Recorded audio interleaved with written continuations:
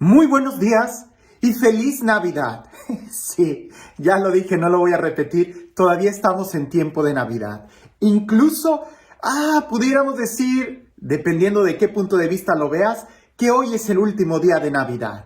O mañana domingo, si estás considerando el primer domingo del día del tiempo ordinario, que es el bautismo del Señor. O estás considerando el primer domingo como el del tiempo ordinario como el último día de la Navidad. Literalmente en las rúbricas de la liturgia dice que a partir del lunes, después de la fiesta del bautismo, ya es tiempo ordinario. Entonces, si todavía no le dices a alguien feliz Navidad, hoy puedes hacerlo.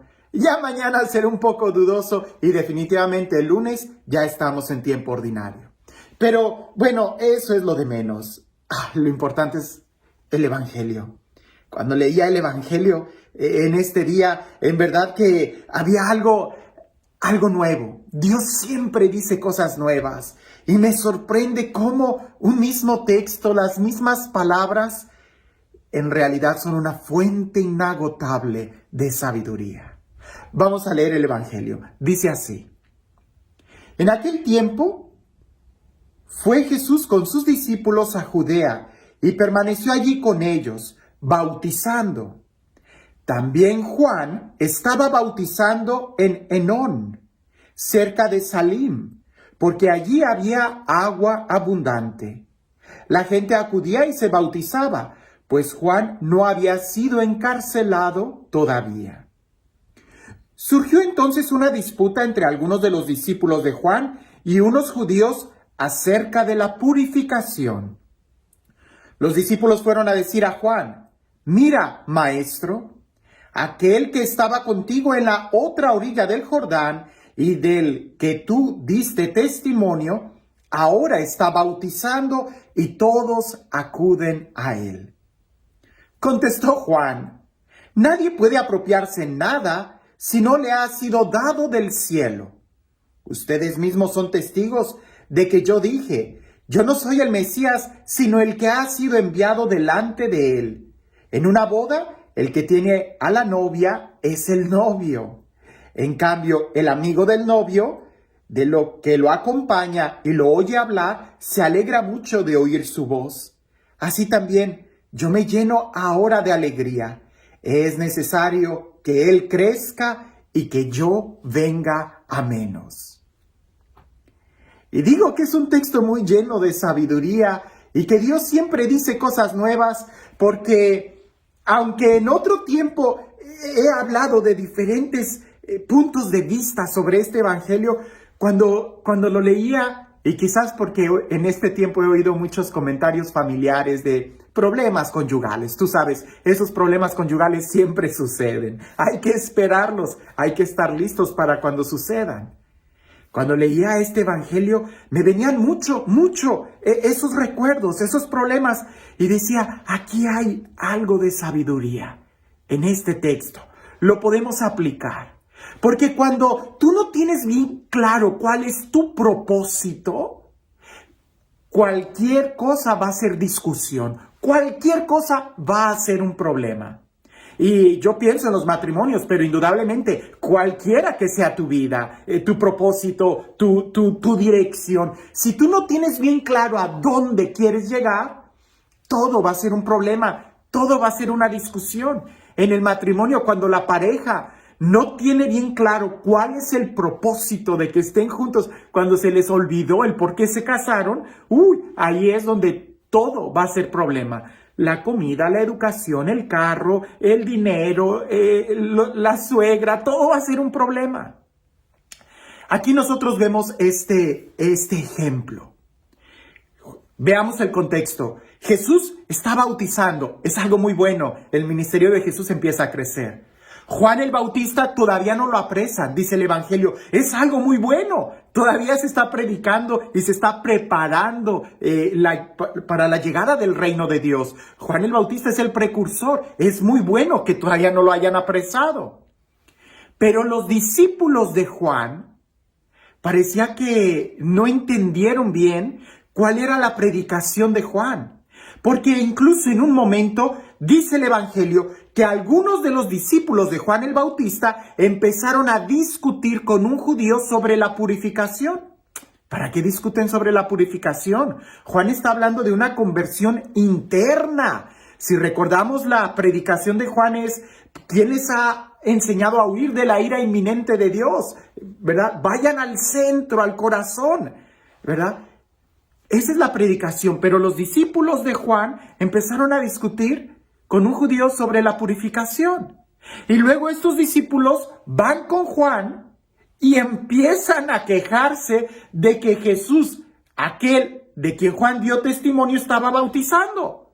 O sea, me pareciese que no les fue bien en la discusión con el judío y vienen y rematan con Juan con otro tema totalmente diferente. Aquel Jesús está bautizando.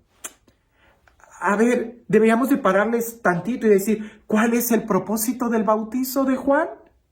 ¿Cuál es el propósito de la predicación de Jesús? ¿Qué es lo que está mal en eso? El problema es que a veces, cuando nosotros no vemos bien claro cuál es el propósito, la dirección, vemos a cualquiera como un enemigo. Y así como los discípulos de Juan quizás vieron como un enemigo a los judíos, también empezaron a ver como enemigo a Jesús. Ahora, cuando van con Juan, no llevan consigo el tema de la purificación, sino que llevan otro problema, totalmente diferente. Cuando tú no tienes bien claro cuál es el objetivo, todo es problema, todo es obstáculo. Por eso, antes de hablar, antes de alegar, antes de señalar, debemos nosotros de pensar, ¿cuál es el propósito? ¿Cuál es la meta? ¿Cuál es nuestra dirección? No te quedes en esas cosas. Continúa. ¿Cuál es tu propósito?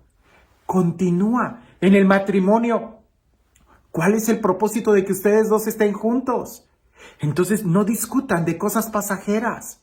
Vean más allá. Descubran el por qué siguen juntos. Y dejen a un lado las diferencias y más bien veamos los diferentes puntos de vista. Juan el Bautista, cuando él responde de una manera increíble y nos da puntos de sabiduría, porque él empieza diciendo, número 1, nadie puede dar nada si antes no ha sido recibido del cielo. En otras palabras, nadie da lo que no tiene.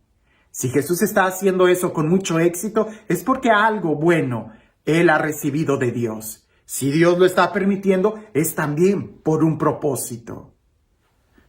Cuando tú empiezas a mirar lo que el otro tiene, es porque tú ya no tienes nada o no valoras lo que tú tienes. Más bien revisa qué es lo que tú tienes. Porque si te falta, a quien hay que pedirles a Dios y no de estar criticando a los que sí han recibido. Además, ¿cuál es el propósito? No hay nada malo en lo que está haciendo Jesús y tampoco en lo que está haciendo Juan, y seguramente nada malo en las cosas buenas como la purificación que hacían los judíos. Hay que mirar cuál es el propósito. Ahora, la segunda respuesta que Juan da es bien contundente. Juan les dijo, yo les dije, yo no soy el Mesías. ¿Por qué esperas en mí? Yo no soy el Mesías. Y todavía señala a Jesús diciendo, ¿verdad? El novio es el que se lleva a la novia, no el amigo. El amigo se alegra al oír la voz del novio y termina diciendo, conviene que yo disminuya y que él crezca. ¿Qué significará esto para nuestra vida? Para tu vida. Hay que reconocer que, por ejemplo, en el ambiente de la evangelización, en el ambiente de la iglesia, yo no soy el Mesías, tampoco fulano de tal, tampoco el padrecito, ni siquiera el otro párroco, ni el obispo. El Mesías es Jesús y cada uno de nosotros tiene un rol diferente. ¿Quién es el novio? Jesús. Y la novia es todo el trabajo que hacemos, todo el pueblo. No me pertenecen, le pertenecen a Jesús. Y yo me alegro de que la obra de Dios continúe. En el matrimonio, ¿cuál es el propósito? ¿Para qué se reunieron? ¿Para qué están juntos? Y las diferencias y los roles diferentes que cada uno juega en el papel del matrimonio, tiene que quedar bien claro para que no estén discutiendo. Y viendo bien cuál es la dirección, conviene que yo disminuya y que él sea el que crezca. Que en el matrimonio no sea fulano de tal y sutana, no, sino ya no se pertenecen.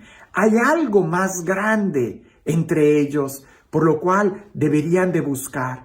Ya el hombre soltero y la mujer soltera ya no existen. Tienen que disminuir para que crezca el matrimonio, la unión entre ellos y den abundantes frutos.